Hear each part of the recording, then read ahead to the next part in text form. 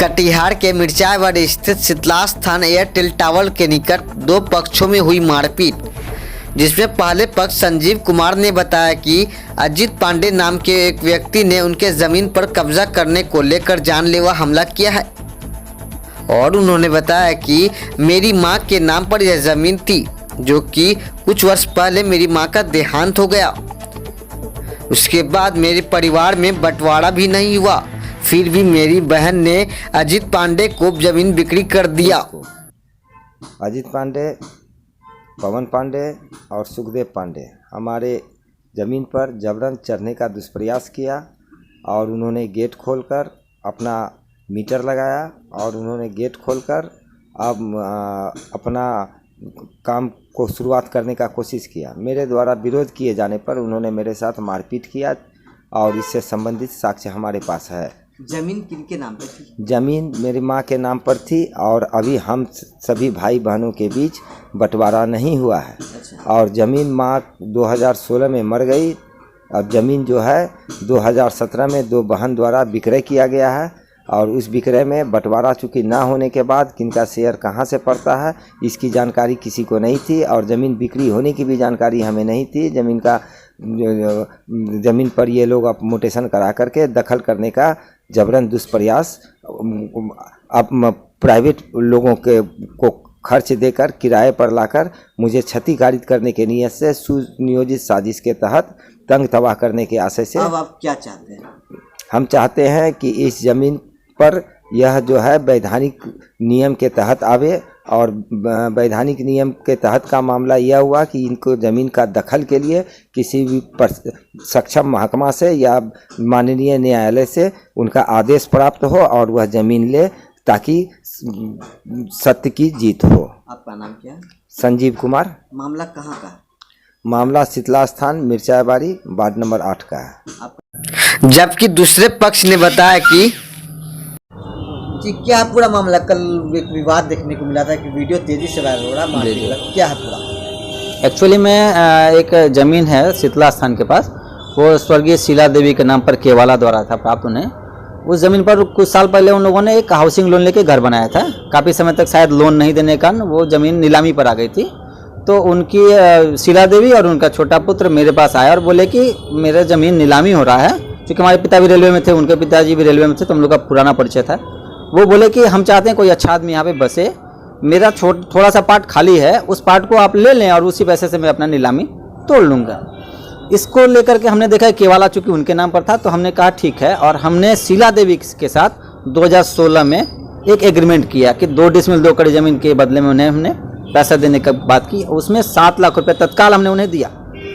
भगवान की दया से पता नहीं कैसे उनका देहांत अगले 2 महीने के अंदर हो गया, जबकि एग्रीमेंट में था कि 6 महीने के अंदर हम लोग रजिस्ट्री करा लेंगे। तो जो हम रजिस्ट्री तो करा नहीं पाए, क्योंकि हमें पता था कि ये संजीव कुमार जो उनका सबसे बड़ा पुत्र था, वो पता नहीं शायद मानसिक रूप से विक्षिप्त है कि क्या है, उनकी स्थिति मुझे पता थी। इसलिए मैंने कहा उनके छोटे भाई से कि अब मैं ज़मीन नहीं लूँगा, मेरे द्वारा दिया गया पैसा आप लोग वापस कर दें।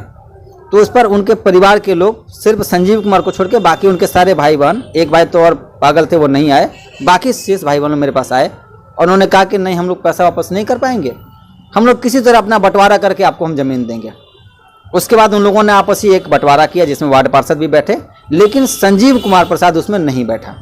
बाकी 5 भाई लोग बैठ करके उसमें बंटवारा करके, बंटवारानामा पे दस्तखत करके, जो पोर्शन उनकी माँ ने हमें एग्रीमेंट किया था उसी पोर्शन को 2 बहन का हिस्सा दिखाते हुए मुझे रजिस्ट्री करा दिया गया शेष पैसे लेकर के। उसके बाद हमने मोटेशन का अपील किया, अनाप शनाप करके उन्होंने सीओ के यहाँ से मेरा मोटेशन रिजेक्ट कराया। फिर मैंने डीसीएलआर के यहाँ अपील की, 2 साल तक वहाँ केस चला। उसके बाद मेरे फेवर में डिसीजन आया।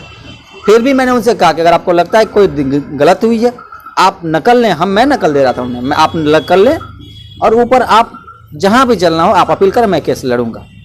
परंतु 3 साल तक इंतजार करने के बाद वो कहीं पे नहीं गया। फिर लास्ट में मैंने अपने नाम से उसे मोटेशन कराया। देखिए ये बिल्कुल गलत है। आप जहाँ तक आपने कहा विवादित ज़मीन, तो मैं समझता हूँ ये विवादित ज़मीन किस आधार पे होता है? विवादित ज़मीन तब होती है ना जब कहीं से कोई विवाद होता है। इसमें कोई विवाद है ही नहीं।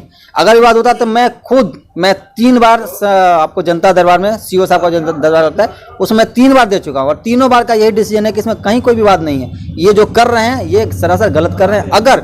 अगर इन्हें मोटेशन पर कोई आपत्ति है तो ऊपर में कोई ये अपील करे। अपील अगर कर देते, वो अपील एक्सेप्ट होती तो वो विवादित माना जाता। ना आज तक इन्होंने कहीं अपील किया ना कुछ किया, बस मौखिक रूप से इनका विवाद है, यही है। और दूसरा, जहाँ तक कल की बात है, कल दिनांक 20/11/2021 को मेरे उस ज़मीन का नींव का डेट था, तिथि थी। उस पर मैं अपने परिवार के, मेरे पिताजी, मेरे बड़े भाई साहब, मेरे चचा जी, मेरे चचेरे भाई, सब लोग, हमारे परिवार के लोग वहाँ पर हम नींव की पूजा करने गए थे। हमारे पंडित जी वहाँ बैठे हुए थे, हम लोग गए थे। अचानक संजीव कुमार प्रसाद मेरे ज़मीन के अंदर घुसे, बैठ गए कुर्सी पर। हम लोगों ने कहा कि नहीं, ससम्मान इनको बैठाया जाए। हमारे भाई साहब के साथ पहले बातचीत की और अचानक उनका कॉलर पकड़ लिया। पहले तो उन्होंने कहा कि नहीं, मैं ये भाई पूजा रोक दीजिए। मेरे भाई साहब ने कहा क्यों पूजा रोके भाई, हम नींव की पूजा आज करने जा रहे, आज का डेट है। बोले नहीं नहीं, हम पूजा नहीं होने देंगे। अनाप शनाप बात करने लगे और उल्टा उन्होंने अचानक उनका कॉलर पकड़ लिया। जब मेरे भाई का कॉलर पकड़ा, उसका वीडियो नहीं आया।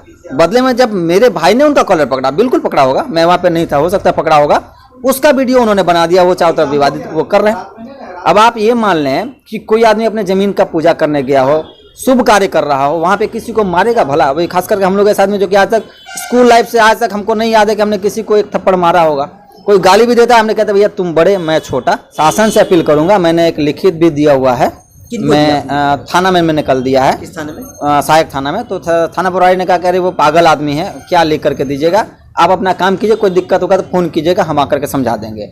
लेकिन उनका ये भी था कि देखिए गरीब है, उसको भी दिक्कत नहीं होना चाहिए। थाना प्रभारी महोदय ने कहा। हमारे सर आज तक कहाँ हमने तो कोई दिक्कत किया, वह सैकड़ों केस मेरे ऊपर कर चुका है, जहाँ तहाँ लिख के देता था, हमने तो आज तक नहीं दिया। मैं आज भी आपको जो लिख के दे रहा हूँ सिर्फ यही दे रहा हूँ कि मैं अपनी ज़मीन पर पूजा करने गया, उस समय वो मारपीट के लिए आ रहे हैं बार बार।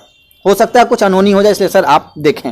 मैंने सिर्फ इतना कहा, उन्होंने एक्सेप्ट उस आवेदन को नहीं किया, लेकर सिर्फ रख लिया। शासन से हम यही चाहते हैं कि हमारे और हमारे परिवार की रक्षा की जाए, क्योंकि 3 बार मेरे पिताजी पर भी वो अटैक कर चुका है। अभी बातचीत के क्रम में मैंने आपको पहले बता चुका हूँ। मैं मेरे पिताजी जो 80 वर्ष के बूढ़े व्यक्ति हैं, उनके ऊपर भी अटैक कर चुका है। मैं मानता हूँ वो कभी भी कुछ भी कर सकता है। जो मेरा नाम अजीत कुमार पांडे हुआ, पिताजी का नाम श्री सुखदेव पांडे, घर मिर्चाईवाड़ी, वार्ड नंबर 4। ये कहाँ का है ये मामला? ये मामला है शीतला स्थान वार्ड नंबर 8, एयरटेल टावर के बगल का यह मामला है।